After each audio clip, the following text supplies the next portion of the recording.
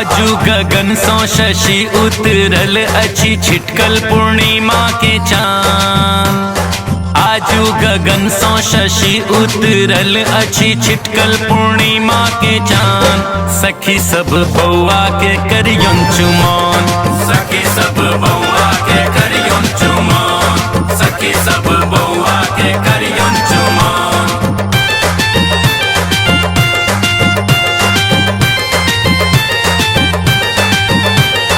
अरिपनपुर हर अंगना में राखल डाला भरल डांगल धान सो साजल।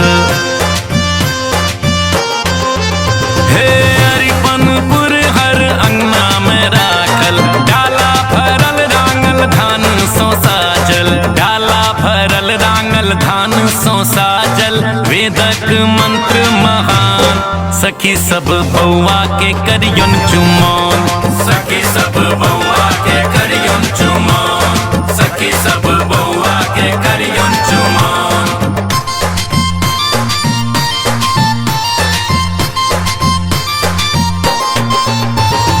आग घुनेश संग शुभकर पीतांबर, अद्भुत रूप लागनी अति सुंदर। हे पाक घुनेश संग शुभकर पीतांबर, अद्भुत रूप लागनी अति सुंदर। अद्भुत रूप लागनी अति सुंदर। हाथ शोभे छनि पान सखी सब बउआ के करियन चुमौन, सखी सब बउआ के करियन चुमौन, सखी सब बउआ के करियन चुमौन।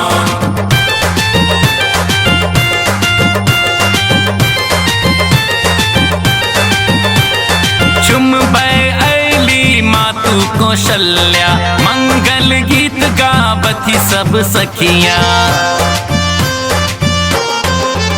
आहे चुमबै ऐली मातु कौशल्या, मंगल गीत गावती सब सखिया। मंगल गीत गावती सब मिली दशरथ जी के बढ़ल गुमान।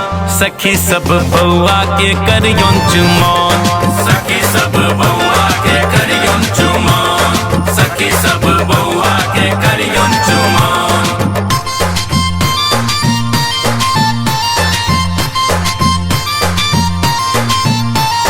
देव ऋषि सब आशीष दे छथि, माता सब झूमी झूमी मुख के चूमे छथि। जय हो देव ऋषि सब आशीष दे छथि, माता सब झूमी झूमी मुख के चूमे छथि। संतोष मनोरंजन आशीष दे छथि, जुग जुग जीवत तोहर प्राण। सखी सब बउआ के करियन चुमौन,